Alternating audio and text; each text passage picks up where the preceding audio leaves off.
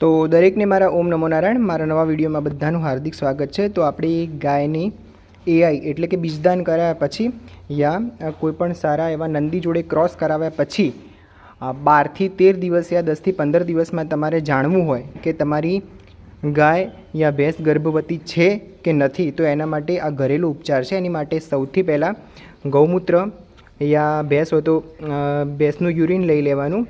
પછી એક કાચની યા કોઈપણ કટોરી લઈ લેવાની કે જેના અંદર તમે ટેસ્ટ કરો તો તમને પરફેક્ટ દેખાય। પછી તમારે થોડું હરસિયું, આપણી દેશી ભાષામાં કહીએ સરસોं का तेल लेना है। પછી તમારે એક આવી નાની ડોકા જેવું લઈ લેવાનું। તો હવે આપણે ટેસ્ટ ચાલુ કરીએ। પ્રથમ કાચના વાસણમાં થોડુંક એવું ગાયનું યુરિન લઈ લઈએ। યુરિન લઈ લીધું। યુરિન લીધા પછી નાખવાની જે એરંડિયું નાખવાની પ્રોસેસ છે એ બહુ જ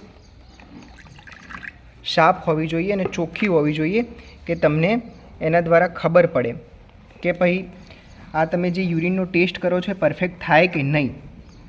હવે આપણે એની અંદર એક ડ્રોપ એરંડિયાનો નાખીએ।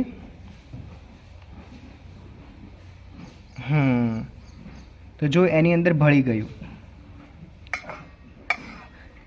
હવે બીજો ડ્રોપ નાખીએ તો આ પણ એકદમ ગોળા જેવું મોટું થઈ જાય છે। તો આનો મતલબ છે કે તમારી ગાય યા તમારી ભેંસ એ પરફેક્ટ ગર્ભવતી છે અને એની અંદર ગર્ભ રહી જ ગયો છે। અને જો તમારે ડૉક્ટર જોડે પણ આ ટેસ્ટ કરાવ્યા પછી ચેક કરાવવો તો તમે કરાવી શકો, પણ એક વખત આ ટેસ્ટ કર્યા પછી બીજી વાર ડૉક્ટર જોડે ચેક કરાવી અને પછી વારંવાર આપણા પશુને આપણે ડૉક્ટર જોડે એના મૂત્રાશયમાં હાથ નખાવીને હેરાન ના કરવું હોય તો આ ઘરેલું ઉપચાર બહુ બેસ્ટ અને ખૂબ સારો છે। કંઈ પણ બોલ્યા વગર તમને શાંતિથી આ પ્રોસેસ બતાવી દઉં એટલે તમે કન્ફ્યુઝ ના થાવ।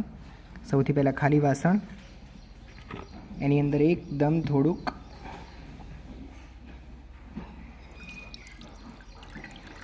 યુરિન,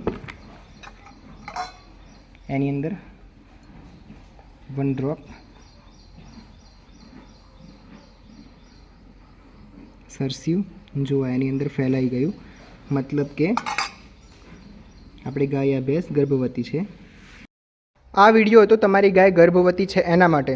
જો તમને આ વિડીયો સારો લાગ્યો હોય તો કમેન્ટમાં જણાવજો કે સારો છે। તો કાલ તમારી ગાય જે ખાલી હોય, જે ગર્ભવતી નથી, એના માટે વિડીયો બનાવશું। તો આવા જ વિડીયો જોવા માટે મારી ચેનલને લાઇક, શેર અને સબસ્ક્રાઈબ કરો। દરેકને મારા જય માતાજી।